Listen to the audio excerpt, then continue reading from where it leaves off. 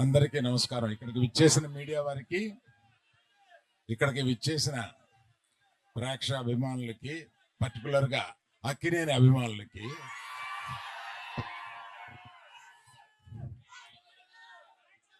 మేము చాలా కష్టపడి ఈ సినిమాని తీసాము. ఎంత కష్టపడినా ఫైనల్గా మీరు ఆదరించే స్థాయిలోనే మా ఆనందం ఉంటుంది. ఈ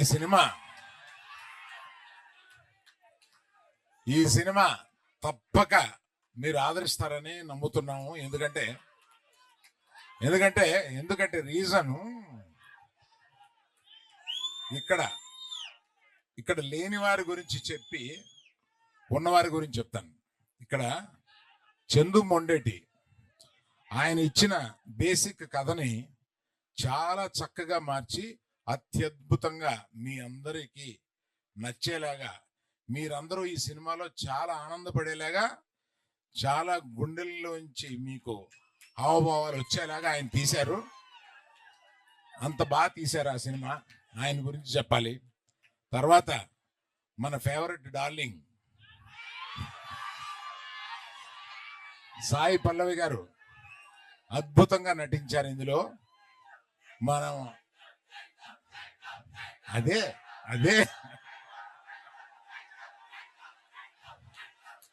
సరే, మరి ఆయన గురించి చెప్పాలంటే మీరు ఆగాలి కదా. ఆయన ఏ సినిమాలోనూ ఇంతవరకు నటించని స్థాయిలో నటించారు.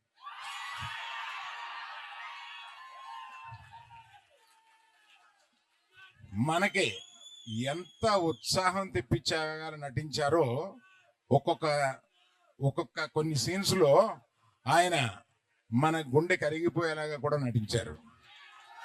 సో అన్ని రసాలు ఈ సినిమాలో ఆయనకి ఉంది కనుక ఆయన తప్పనిసరిగా బెస్ట్ పర్ఫార్మెన్స్ లో ఈ సినిమాలో తీసుకొస్తారని సినిమా చూసిన నేను చెప్తున్నాను.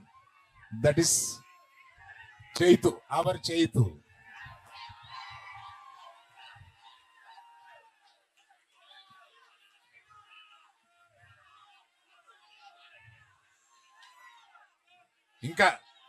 ఇంకా చాలా చాలా మాట్లాడాలని ఉంది, కానీ మాకు మర్చిపోయాను. ఆమె యాక్చువల్గా మాతో పాటు బయలుదేరి రావాల్సిన ఆమె కళ్ళు తిరిగి డాక్టర్ దగ్గర చూపించుకుంటే నువ్వు ప్రయాణం చేయడం కరెక్ట్ కాదమ్మా అని అన్నందువల్ల మన పల్లవి ఆగిపోవాల్సి వచ్చింది. అందువల్ల మీరు తన మాటగా మీకు చెప్పమందని చెప్పి నేను చెప్తున్నాను.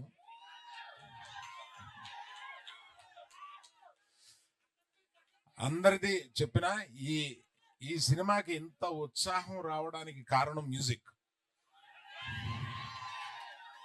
దేవిశ్రీ ప్రసాద్ ఈ సినిమాలో మ్యూజిక్ ని చించి చాటేశాడు. అసలు రీ రికార్డింగ్ స్కోర్ కానీ ఇది కానీ మ్యూజిక్స్ కానీ ఒక్కో పాట వస్తుంటే అన్ని పాటలు హిట్ చేశాడు.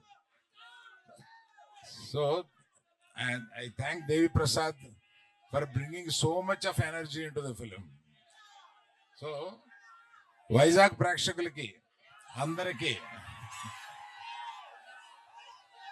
ఉత్తరాంధ్ర ప్రేక్షకులందరికీ మేము చెప్పేది, ఇక్కడ